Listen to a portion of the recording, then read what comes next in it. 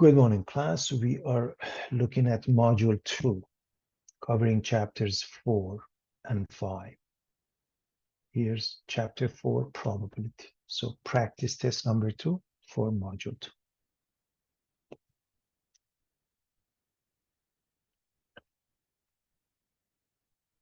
Chapter 4, probability. So let's look at some definitions. A simple event, a sample space. We want to define those. A simple event is an outcome or an event that cannot be further broken down into simpler components. A sample space is the set of all possible outcomes or simple events of a probability experiment. If two events are mutually exclusive, also known as disjoint, the probability that both will occur is 0. So events A and B are disjoint, are mutually exclusive if they cannot occur at the same time. That is, disjoint events do not overlap. Probability of A and B, this is one notation, or probability of A and B equals 0, or this intersection sign in set theory, probability of A intersection B equals 0. The probability of an event is always between 0 and 1 inclusively. P of A is N of A over N of S is the probability of event A, and it's P of A is between 0 and 1. Can it be 0? Yes. Can it be 1? Yes. It cannot be negative. It cannot be more than 1 or 100%. The sum of probabilities of all final outcomes of an experiment is always 1 or 100%. The sum of the probabilities of all outcomes in the sample space is 1. Summation of P sub I equals 1. So a couple of very important things here, everybody. Probability is always between 0 and 1. Can it be negative? No. Can it be larger than 1? No. The total probability, they must always add up to 1 or 100%. If two events have nothing in common or they are disjoint, the probability of A intersection B must be 0. Let's look at the experiment. Rolling a die.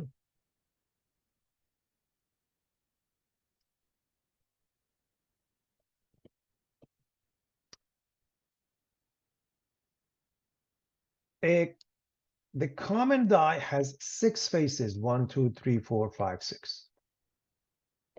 So this is considered the sample space for all possible outcomes. A simple event, any individual number such as 1 or 5, that would be considered a simple event. A compound event, any event having more than one outcome, such as odd numbers, would be 1, 3, 5. There are 3 outcomes. So clearly the probability of 1 or 5 is 1 out of 6. The probability of odd numbers would be 3 out of 6 or 1/2.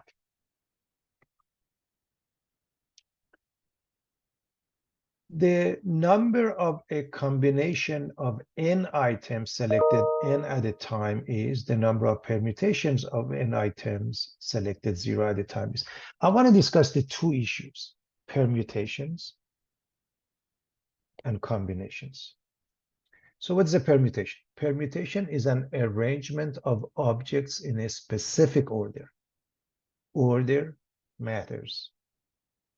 Example, the letter arrangements of ABC, ACB, BAC, BCA, CAB, and CBA are all counted separately as 6 different permutations. Order is important. when n different items are available and r of them are selected without replacement, the number of different permutations or order counts is NPR. This is the notation. NPR, permutation of n choose r n factorial over n minus r factorial. Combination is a grouping of objects where order is not important. Order does not matter.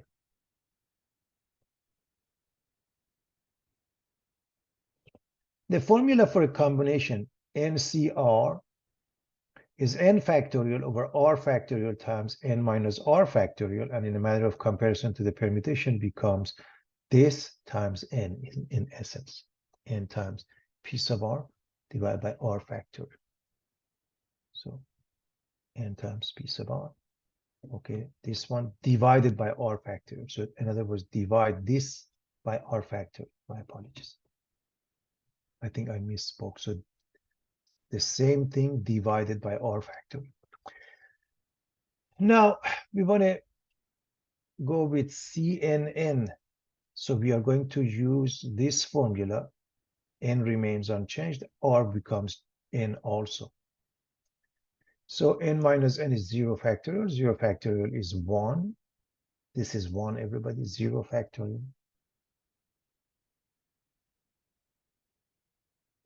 equals 1 factorial equals 1. These two cancel each other. The answer is 1.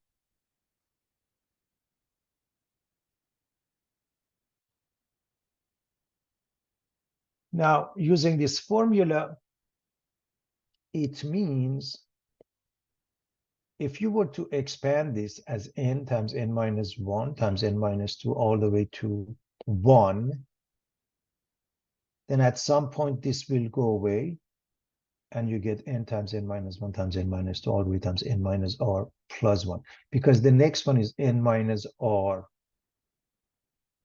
factorial, and the denominator is n minus r factorial. They cancel each other. So using this with r being 0, so replace the r with 0, you have n factorial divided by n factorial, which is 1. So combination of n choose n is 1, permutation of n choose 0 is also 1. But two different formulas, don't mix them up. A pizza parlor offers 10 different toppings. How many 4-topping pizzas with different toppings are possible? Order is not important, which means we are dealing with a combination, which means we are going to use this formula with n being 10, r being 4.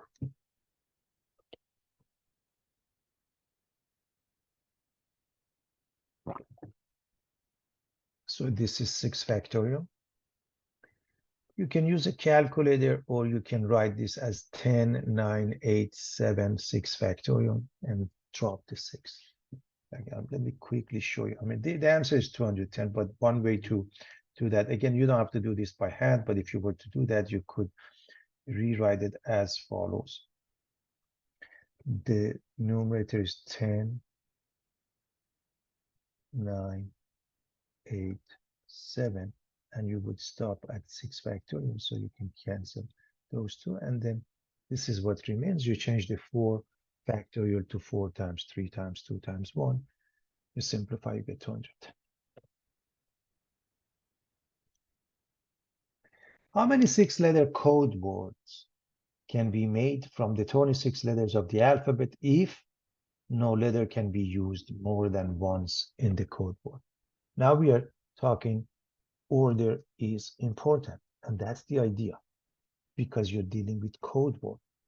Order is important, becomes a permutation, and therefore we are going to use this formula with n being 26, because we are choosing from 26 letters, or we need 6, 7. So one way to write this is to write this as 20 factorial and write this 26, 25 all the way to 21 times 20 factorial. 20 factorial cancels the denominator. That's what you get. Or you can write it in this format. Remember, they can't repeat. So the first spot, you have 26 choices, then one goes down, becomes 25, so on and so forth. And it becomes a huge number, 165,765,600 possibilities.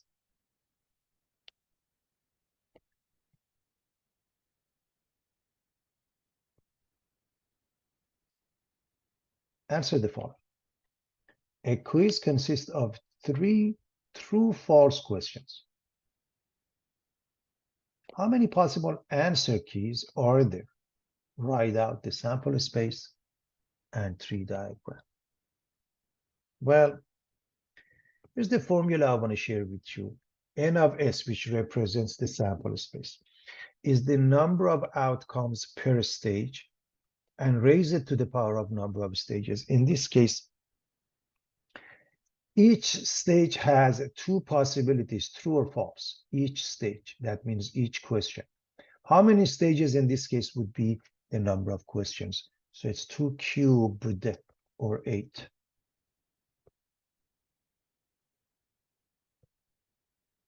So let's understand this. Question 1 can be true or false. Question 2 can be true or false. So the branch T has 2 possibilities, true, false. The branch F or false has 2 possibilities. That would be the second question. The final question, the third one, also has 2 outcomes. So with this, you have 2 outcomes. This one, the same thing, and so forth. So you have 1, 2, 3, 4, 5, 6, 7, 8, 2 cubed or 8 outcomes. Now, what would be the sample space? Look at this branch. And I highly recommend you keep consistency. If the top branch represents T or true, keep it the same, because it's not going to be important, but you can easily make a mistake if you don't, if you're not consistent. So keep it consistent. The top one is T. So T, T, T, T, T, F, T, F, T, T, F, F, F, T, T, F, T, F, F, F, T, F, F, F. So the very first one is T, T, T. The very last one is F, F, F. Okay, stage 1 for the first question, stage 2 for the second, stage 3 for the third, and here's the sample space, starting with T, T, T, ending with F, F, F.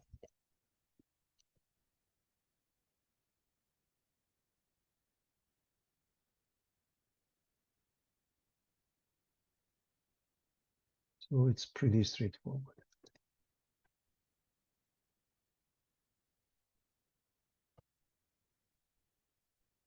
The sample space for tossing 5 coins consists of how many outcomes?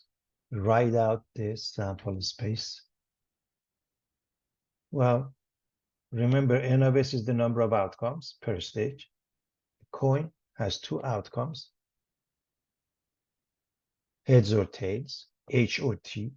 How many stages? How many coins? 5 coins. So 2 to the power of 5, 32 outcomes.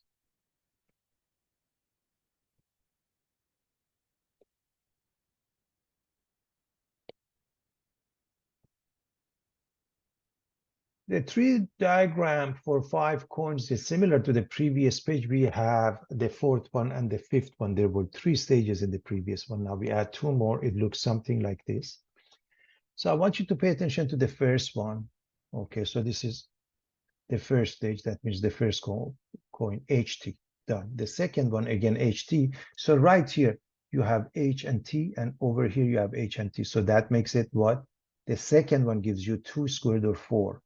The third one gives you 2 cubed or 8, 2 to the power of 4, 2 to the power of 5, 32 outcomes. So the first one, H, H, H, H, H.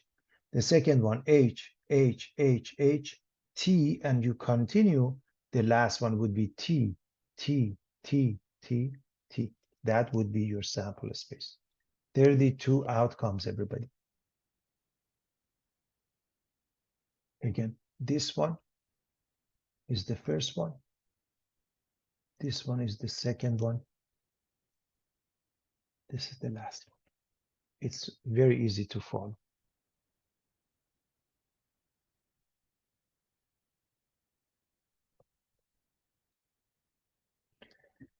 A random sample of 100 people was asked if they were for or against the tax increase on rich people.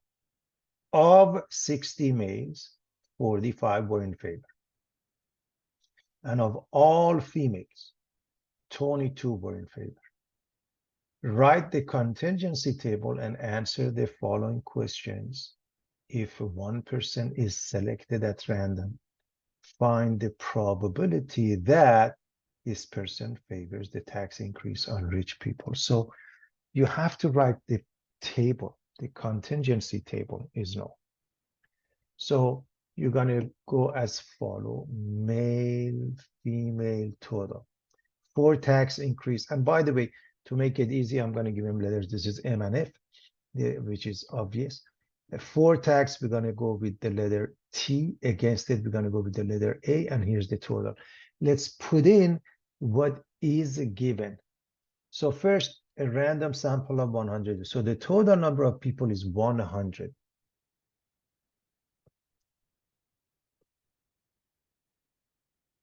They were asked if they were for or against the tax increase of 60 males. So males, total is what? 60. Out of those 60, 45 were in favor. So for it, in favor. So number 45 goes in here.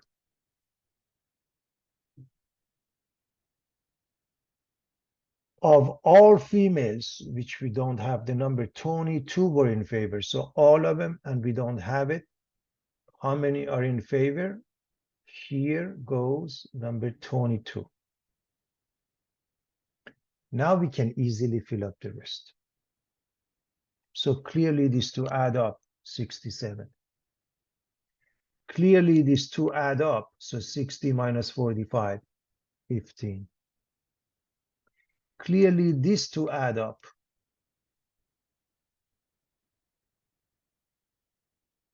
Which we're going to figure it out in a moment. But if this is 67, then we can figure out the total here. 100 minus, this is 67, everybody. 100 minus 67 is 33. If these two must add up, this must be 100 minus 60 or 40. We can figure the rest of it. Okay. So you should have an easy time filling up the table. Number one. Now this person favors the tax increase. Basically, the probability of a T is N of T over N of S. I highly recommend when it comes to probability, start with the denominator first. N of S, the total would be 100. How many are in favor? 45 and 22, or simply 67. And that's an exact answer, or 0.67, okay? The person is a female. The probability would be N of F over N of S. And again, N of S, how many? We have total of 100 people. How many females? 22 and 18, 40. So 40 over 100, or 2 over 5, or 0.4. It's important to understand where the numbers come from. Then you simplify. This is an exact answer. It happened to be exact also because 2 over 5 is equal to 0.4. If it's not, if you want to go to decimals, you have to go with many, many, many, many decimals. Now it becomes interesting. This person opposes the tax increase on rich people given, now we are dealing with conditional probability, given that the person is a female. If in other words, one way to put it, if this person is a female, she opposes the tax increase. So you can write it in this format, or you can write it in this format. In this format, perhaps makes it easier to see. Given definitely gives you a conditional probability with the following formulas. Probability of A given B. this is red given in this case, is probability of A intersection B over P of B. Probability of B given A has the same numerator, but the denominator now, this one, the second one is the denominator, P of A. And what happens is really that it's N that becomes a P ultimately, because you have to go with the numbers first. So in this case, if we were to write it, okay, opposes, that means we use A. So we want probability of A given F. Look at this one, probability of A given F. Probability of A given F, we follow that is probability of A intersection F over P of F. It's important to know the reason it becomes N of A intersection F over N of F, because this, if you put this over N of S and you put this over N of S, becomes the probability by definition. Now, I always want to discuss the probability with regards to its denominator. Your sample space originally was large, was 100. Now, anytime you have a probability which is a conditional probability and you see given or it indicates given, your sample space shrinks and becomes smaller. So from the total of 100, we go down to N of F. So right now, 40 is the sample space. Out of those 40 females, how many are, again, so A intersection F. So this is F females.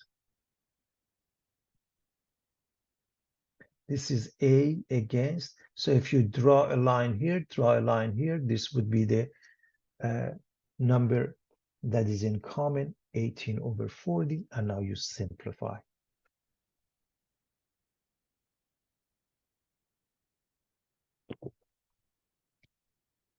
This person is a male, given that he favors the tax increase on rich people. So we're dealing with a conditional probability. We're going to write probability of M given favors, we will go with the T, right? Probability of M given T, which is probability of M intersection T over probability of T according to the conditional probability, and it becomes N of M intersection T over N of T. So again, the total size, which was 100, it shrinks because it's a conditional probability. So the new sample space in essence for this question is N over T, and that makes the denominator 67. Now, so you're dealing only with this group, okay? They favor tax increase. So you're dealing with this group, just the group after the given. And which one? Males. How many are males? 45. So the essence, in essence, we have 45 over 67. I want you to see, you can just read it like that. Or if you go with this, to look at this one. This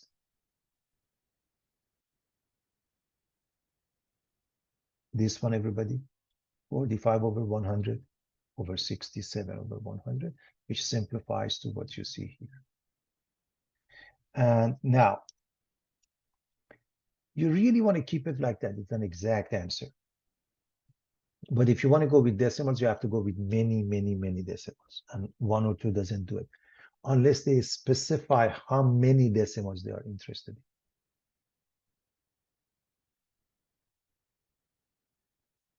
We're going to continue with the same question. We have all the information. A random sample of 100 people was asked. So this person is a female and favors the tax increase on rich people. We are talking about the and, or the intersection of events.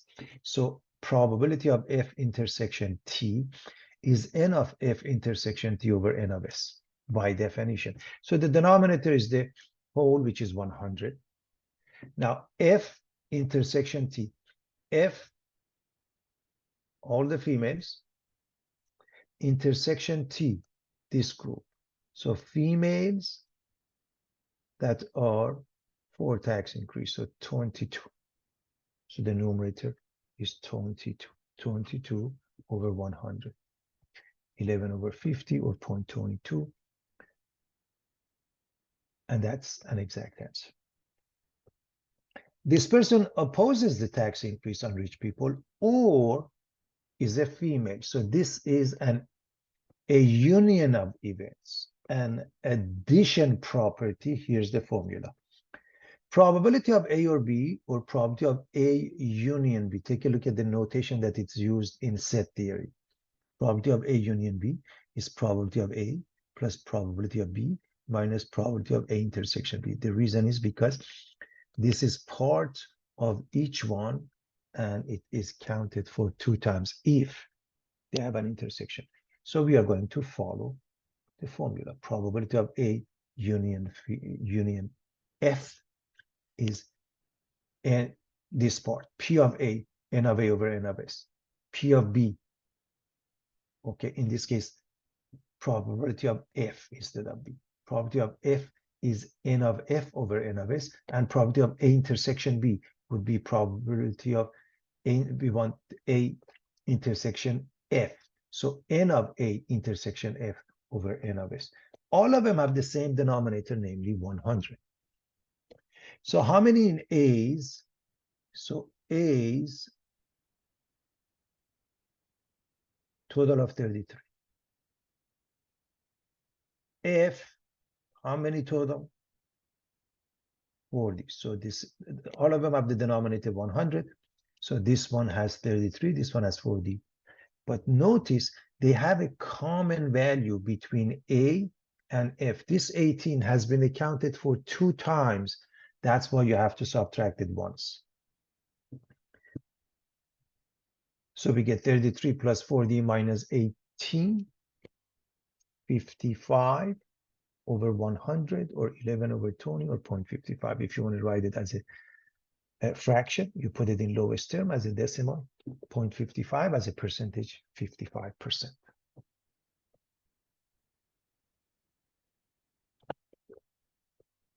Are the events females and opposes the tax increase on rich people independent?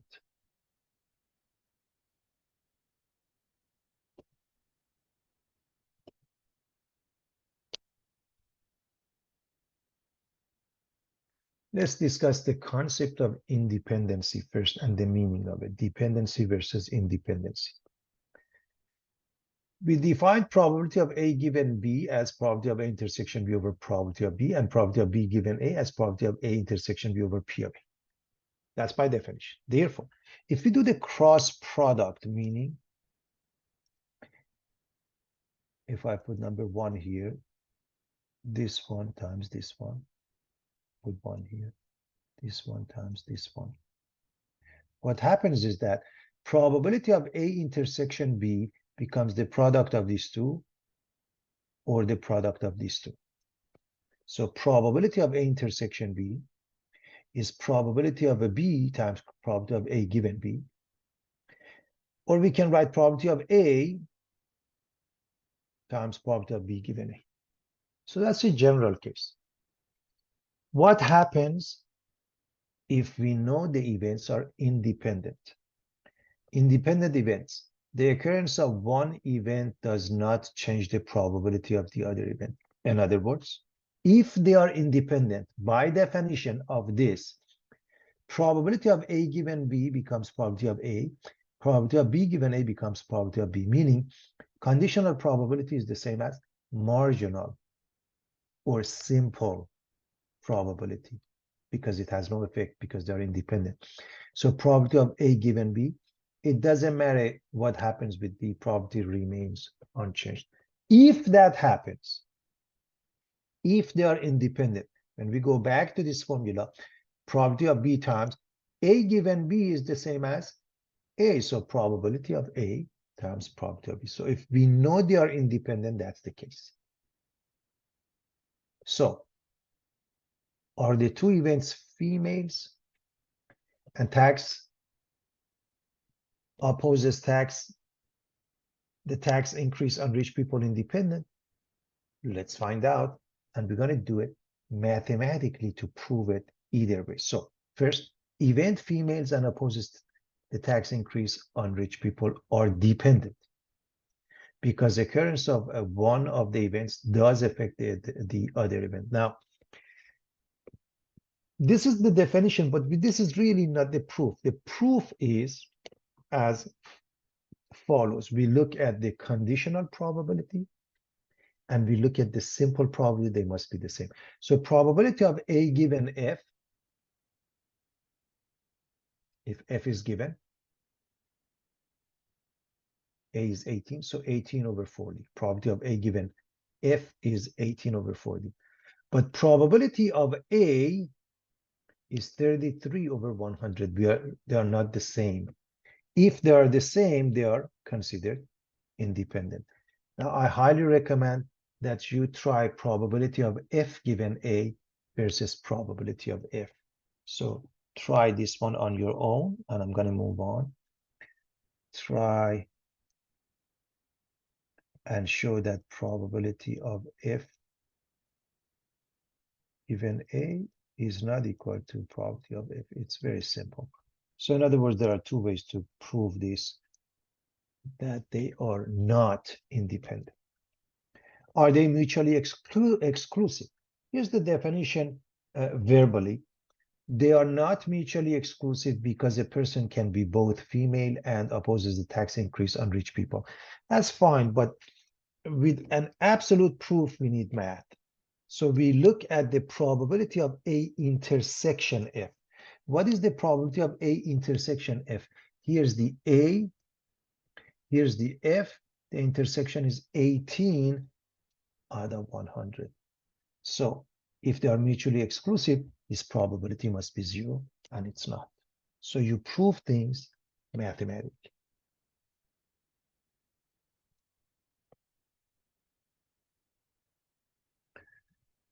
Let's answer the following. Find the probability of getting the outcome of tails and 2 when a coin is tossed and a die is rolled. They are independent events. And we know the probability of A intersection B is P of A times P of B if they are independent.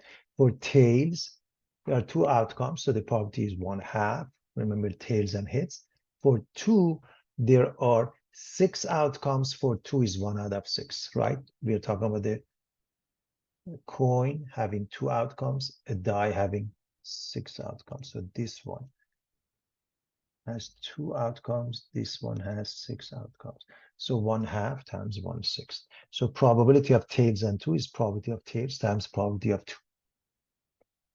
Getting tails would be 1/2, getting a number 2 would be 1/6. The answer is 1/12 precisely, and you want to keep it as such. Don't change it to decimals unless you're asked to write it with so many decimals. A classic counting problem is to determine the number of different ways that the letter of something, for example, personnel, can be arranged to find that number. What is the process? This is called permutation rule, but distinguishable permutation. When some items are identical to others, that's when we use this. The number of different permutations or their counts when n items are available and all n of them are selected without replacement, but some of the items are identical to others, is found as follows: n sub 1 are alike, n sub 2 are alike, and so on and so forth until we hit n sub k. The formula is n factorial, and then n1 divided by n1 factorial, n2 factorial, all the way to n sub k factorial. So in this case, we need to see what is n. So we have 1, 2, 3, 4, 5, 6, 7, 8, 9. So n is 9. And p is not repeating, so it's 1, but e, we have 2 of them. R is not repeating, S, O, N repeats, we have 2 of them. The rest of them are 1. So according to this formula, the numerator will take 9 factorial, the denominator. Those 1 factorials, you want to write them, but they don't have any effect because it's 1. What really matters is that you have to put the 2 factorial for this one and 2 factorial for this one. For the rest of them, 1 factorial, which really they don't make any difference. So 2 factorial, by the way, is 2 times 1 or 2. This is 2 times 1 or 2. which makes the denominator 4. 9 factorial divided by 4, you get 90,720 as the answer.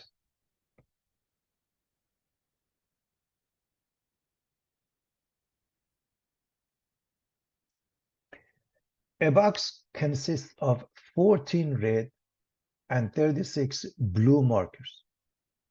If we select 3 different markers randomly, what is the probability that they are all red with replacement?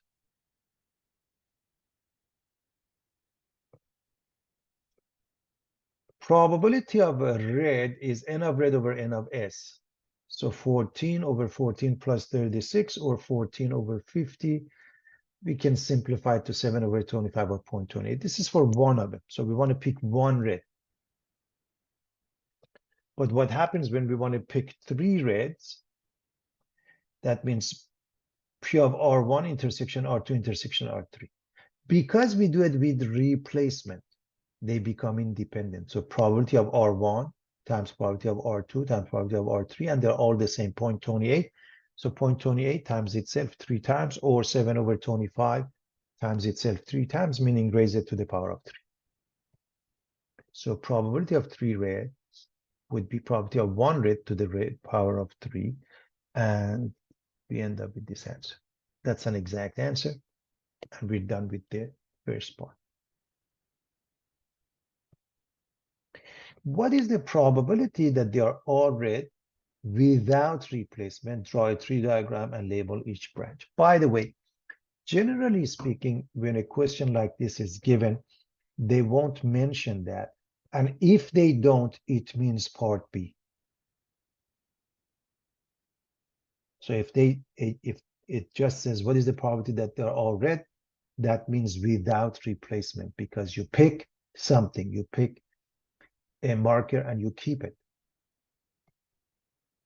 So what matters is that, again, the probability of red, the very first one is the same thing, but the next one has changed, because in the next case, the denominator goes down to 49, and the numerator, if you want red, 14 changes to 13, and so on. So that's important to pay attention to. So here's one way to look at it. If we want 3 red, probability of R1 times probability of R2 given R1, right? Because 1 all red. The last one, probability of R3 given R1 intersection R2. This is the notation. If you have a difficulty with the notation, you don't have to worry about it. But it's important to know this is the same, 14 over 50. And this, and keep it as 14 over 50 so it becomes clear rather than simplification. But the next one, the top and the bottom both go down by 1. 13 times 49, and the last one, 12 over 48. And that's the key. Without replacement, you put it into a calculator. The exact answer is 13 over 700, roughly 0.0186, and we're done.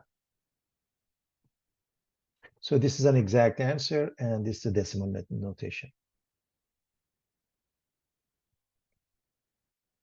Here's the second method. We want P of all 3 reds.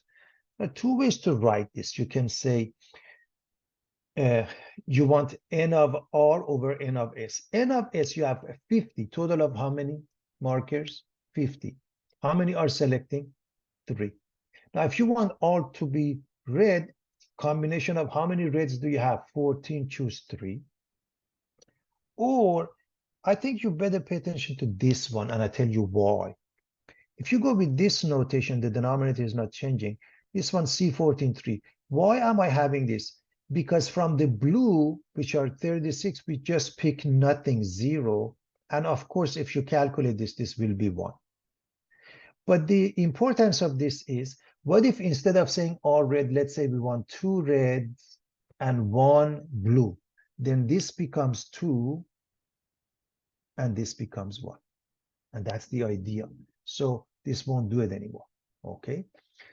And so either way, you come up with the same answer. And now if we want to go with the tree diagram, and it's extremely important to know. So the first stage, 14 out of 50, 36 out of 50. And I don't want to simplify it on purpose. So that's the first one. When we go to the second stage, again, the top one is red, and the bottom one is blue, and we're going to keep on the same way in order to be consistent. So this is red. So the probability now goes down to, the numerator goes down to 13, the denominator goes down to 49. Notice in this second case, all the denominators are 49. If you're in the red branch, it goes down to 13. And since this is blue, no blue is gone, all of it is there 36. If you're in a blue branch, this one goes down to from 36 to 35. This one, the red remains. Now, when you go to the third stage, take a look at the top one. They're all red. So goes from, first of all of them, the denominator is 48. This one, 14, 13, 12. But the blue doesn't change, it's 36. You can figure out the rest. Again, the last one, since they're all blue, look at the last one. 36, 35, 34. But the red, all 14 are intact. And that's the idea, understanding the tree diagram and how this thing works.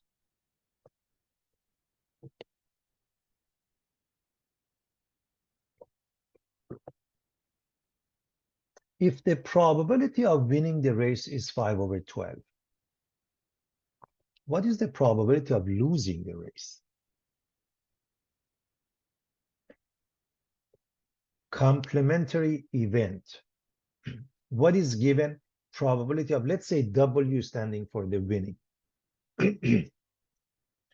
Complementary event, probability of A bar or A naught or A complement is 1 minus P of A. So probability of losing is 1 minus 5/12. Probability of losing, L represents the losing, 1 minus P of winning, which makes it 7/12. I'm assuming we have an easy time with fractions. 1 is 12/12. What are odds against winning? So let's discuss the definition of odds. The actual odds against event A. We use O and we use A complement is probability of A complement over probability of A. That's by definition.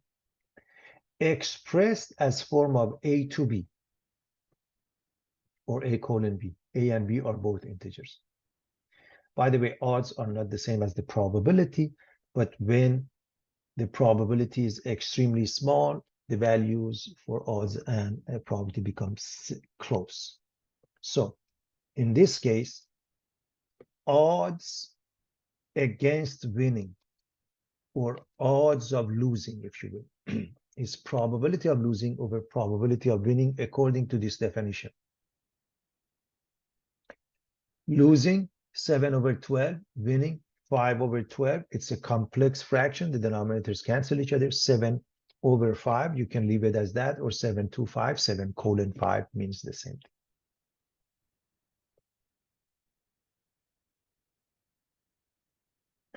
If the payoff odds is listed as 6-1, how much profit do you make if you bet $10 and you win? Here's the definition, everybody. The payoff odds against event A is the ratio of net profit to amount bet. So payoff odds against event A is net profit divided by amount bet. Take a look. So how do you find net profit? Multiply these two. Again, this is if you think of this as a fraction over 1, the product of these two is net profit, cross product, right? The product of these two. So therefore, for this question, payoff odds against A, 6-1, that means 6/1, that means 6. How much is the amount of bet? 10. The product is $60.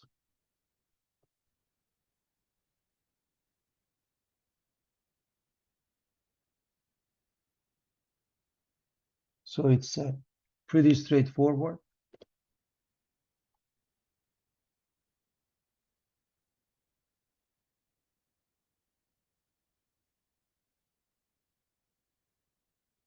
The answer is $60.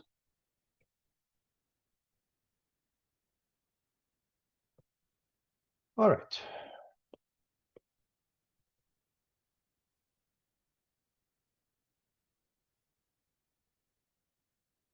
When two different people are randomly selected from those in your class, for example, find the indicated probability. Assume birthdays occur on the same day of the week with equal frequencies. Probability that two people are born on the same day of the week versus the probability that two people are both born on not necessarily Monday, a specific day, for example, Monday. If you said Tuesday, Wednesday, it's the same. So what is the difference between the two? And that's extremely important. No particular day is specified in part A. The first person can be born on any day. Probability of second person born on the same day is 1/7. There are 7 days in a week, that's why. So the probability that both are born on the same day would be, for the first one, 7/7, because any day will do, and the second one is to be on the same day is 1/7. Therefore, the answer is 1/7. However, if instead of on the same day, which means any day is fine with us, you pick a day of week, the probability that the first person is born on Monday is 1/7. Same thing for the second person, 1/7. So for both of them to be born on Monday is the product, because they're, by the way, independent. 1/7 times 1/7, which makes it 1/49, because the events are considered independent.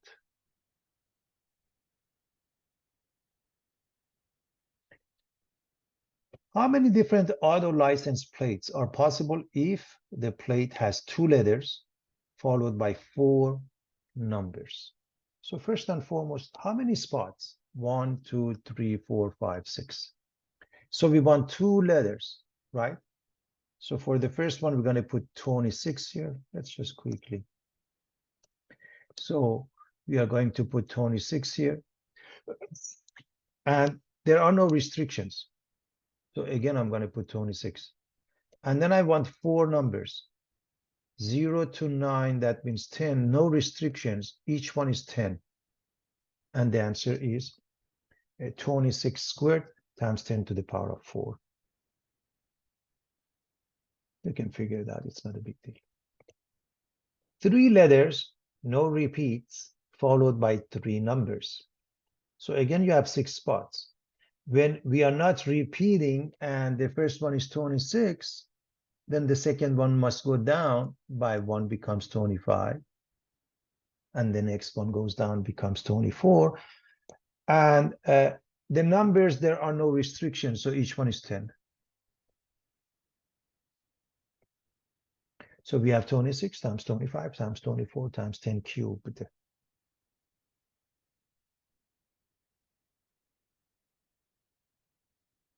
4 letters, repetition allowed, followed by 2 numbers, no repeats. Of course, again, we have 6 spots, and the first one is 26, and the second one can be the same because repetition is okay. Now, the first one, now we have 2 more spots. Numbers is 10. We can't repeat, so it has to go down to 9. We have 26 to the power of 4 times 10 times 9. Again, you can figure it out. It's not a big deal, everybody. 4 places. Each character is either a letter or a number. It's alphanumeric. We have 20. We have 4 spots. We have 26 letters, and we have 10 digits. We have a total of 36 characters. So each one takes 36, which means 36 to the power of 4 as the final answer.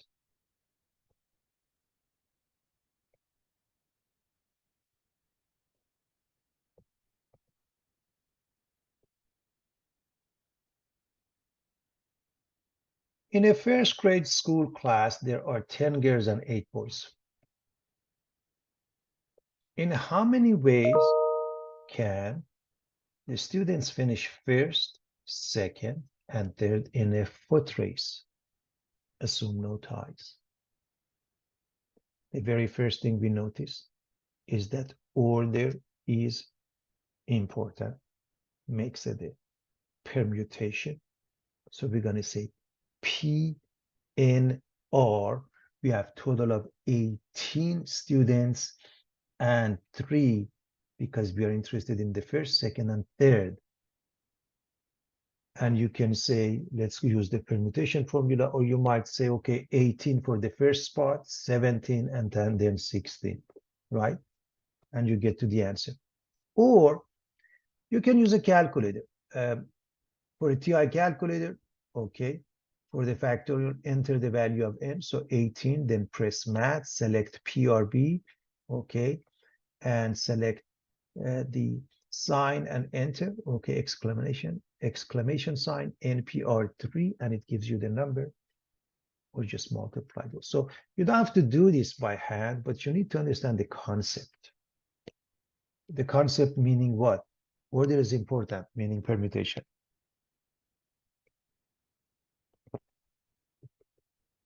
The girls finish first and second in a geography contest. So what happens now, we are just dealing with girls. That means n is 10, and order is again important. The difference is over here we were dealing with total of 18 students. Over here, order is important, the same permutation. However, we are just dealing with a different, sample space, 10 here. So PNR, n is 10, and we want to choose 2. Why? Because first and second. So simply 10 times 9, or 90. 3 boys be selected for lunch duty. Okay. First of all, we are just dealing with this group. Okay, so it's important to know n is 8. And then order is not important. Order is not important. Understand why order is important here, but it's not important. We just want 3 boys. And so it's combination of NR, combination of 8, choose 3, which is 8 factorial divided by 3 factorial by 5 factorial, 56. We know the permutation and combination formulas. You use a calculator, you can come up with the answer as well. It's not a problem. Okay, so remember, just the way you use it is this one or that one. In any event, NPR or NCR.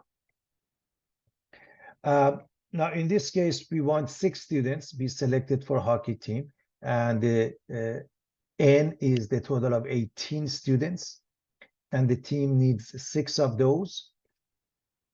Okay, and so clearly order is not important, it's a combination.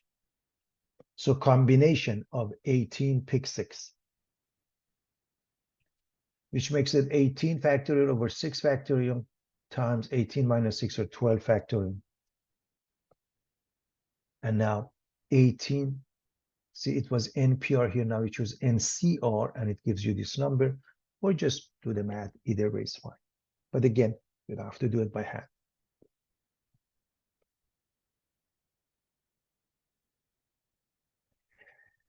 Five students be selected, okay?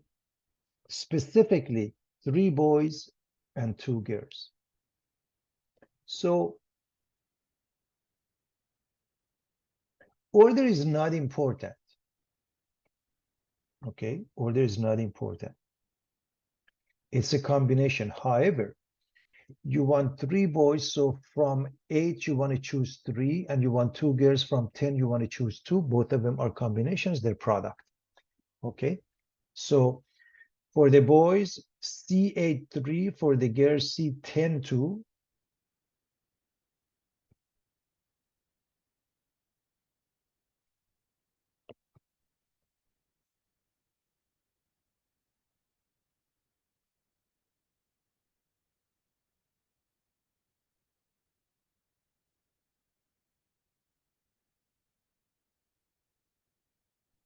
This is 8 factorial over 3 factorial times 5 factorial. This is 10 factorial over 2 factorial times 8 factorial.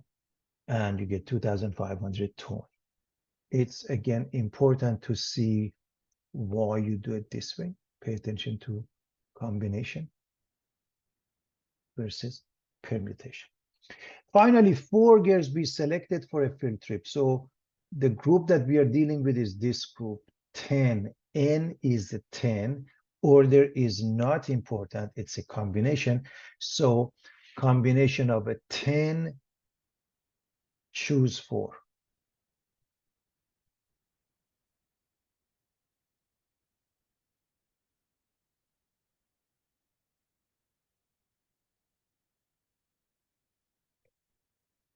Which makes it 10 factorial divided by 4 factorial times 6 factorial, which makes it 210. Very straightforward, everybody. The key is to recognize whether order is important or is not. That's the key. Order is or is not important. In a lottery game, a player picks 5 numbers from 1 to 48. If 4 of the 5 numbers match those drawn, the player wins second prize. What is the probability of winning this prize?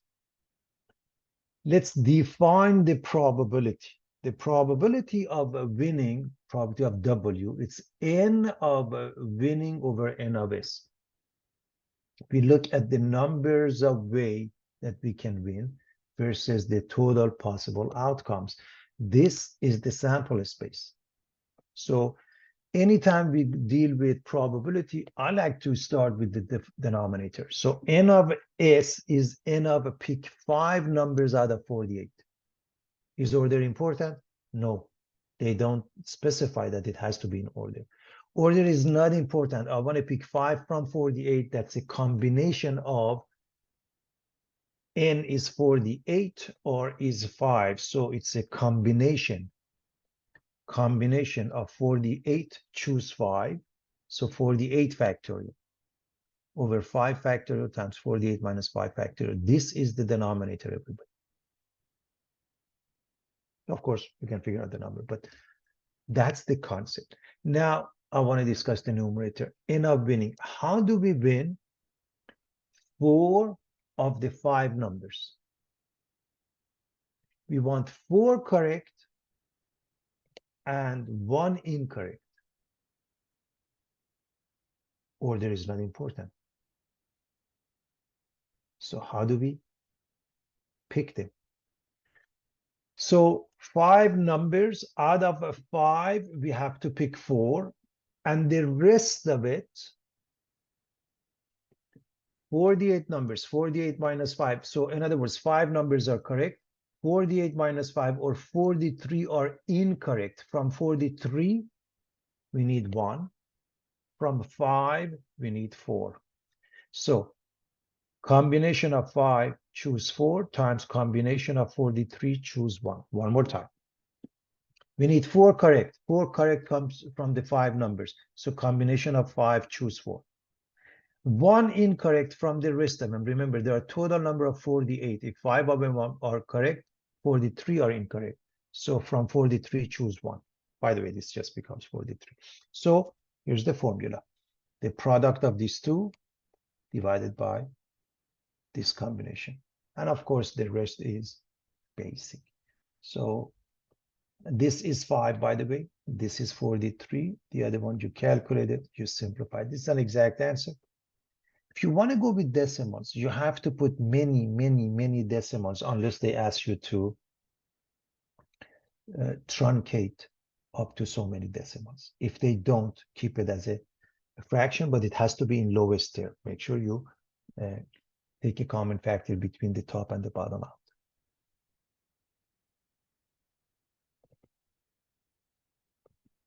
A poker hand consisting of 5 cards is dealt from a standard deck of 52 cards.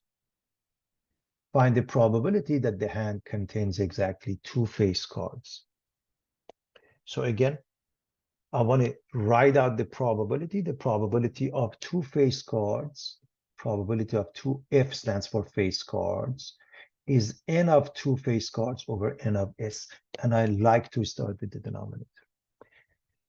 A standard deck has 52 cards. So from 52, we want to pick 5, no particular order, and that makes it a combination. So n of s is n of pick 5 cards from 52, order is not important, which means combination of 50, choose 5, which means 52 factorial over 5 factorial times 52 minus 5 factorial. That's the formula. That's the combination formula everybody knows. But what about n of two face? We want to pick two face cards, which makes the rest of them, that means 3 non-face cards. That's what it means. So we want to pick two face cards. So n of two face cards and 3 non-face cards. First of all, face cards are Jack, Queen, and King. There are 4 suits. 4 times 3 makes it 12, and non-face is 52 minus 12 or 40. So total number of face cards, Jack, Queen, and King. Those 3 are face cards. We have 4 suits. 4 times 3, there are 12 face cards. The rest of them, meaning 40, are non-face cards. So to find n of two face, we want 2 from the face cards. Order is not important. So combination of 12, choose 2. And we want 3 from non-face, combination of 40, choose 3, their product.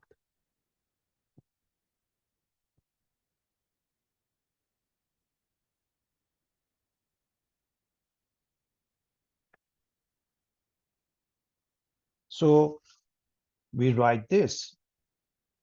The probability of two face cards is combination of 12, choose 2, times combination of 40, choose 3, over combination of 52, choose 5. You put it into a calculator, you get 66 times 9880 over 2,598,960, and you simplify, as far as the fraction is concerned. If you want to go with decimals, you have to put many, many, many decimals, okay? I can't emphasize this enough.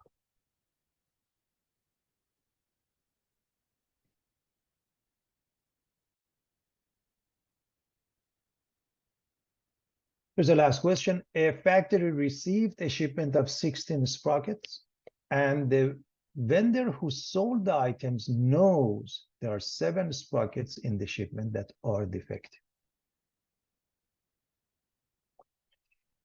Before the receiving foreman accepts the delivery, he samples the shipment, and if too many of the sprockets in the sample are defective, he will refuse the shipment. If a sample of 7 sprockets is selected, find the probability that all in the sample are defective. Again, it's a probability. I like to write the formula for the probability of all defective is n of all defective over n of s.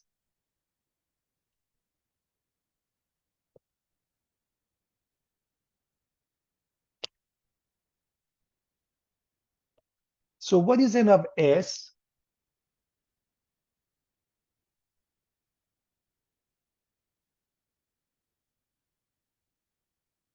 We have 16 total, n is 16, and we are choosing how many? 7. So n of s is combination of 16, choose 7. But what about n of all defect? Well, you choose 7 from the 7 that is defective, and the rest of them, that means 0 from the rest. If 16 sprockets are given, 7 are defective, 16 minus 7 are not. How many is that? 9. So C77 times C90. Please understand why this is 77, because it says all and the rest of them here. So this goes to the numerator, this goes to the denominator. We use this. Of course, C77 is 1, C90 is 1 also. And so you really put the denominator and the numerator is 1 over that. You should know. CNN is 1. Okay, CN0 is 1 as well. There is a second method I want to discuss, and that is the first one. You want all of them to be defective. The probability of the first one being defective, okay, would be 7 out of 16. And the second one would be 6 out of 15, because remember, it's without replacement. Then 5 over 14, 4 over 13, 3 over 12, 2 over, and 1 over 10. And that gives you the same answer. Here's the second method. I hope you remember when we did the without replacement, it makes perfect sense. And I did that in 2 different ways as well. Now we are changing. If a sample of 7 sprockets, so far, so good, the same is selected. Find the probability that none is defective. And I hope you recognize, you go with this formula again, and the denominator is the same, n of 16, 7, that makes no difference. But look at this one. We want none of them to be defective. That means 7, 0, and that means 9, 7. So we want none of them to be defective. From the 7, we don't want to choose anything. From the rest that are good, 9 of them are good, we want to choose 7. So clearly this is 1. This one you calculate, you put it into a calculator. Okay. So this one is 36. This one is the same. We already had that. And so the ratio of the 2, and you simplify because both of them are divisible by 4, clearly. This is exact answer. Second method. Second method now, you don't want any of them to be defective. If you're going to go with this method, if you don't want any of them to be defective, you have what? 9 out of 16 as the first one. And then 8 out of 15. So 9 over 16, 8 over 15, 7 over 14, 6 over 13, 5 over 12, 4 over 11, 3 over 10. The product of those numbers will do the job. And that's the answer for part B, 9 over 2,860.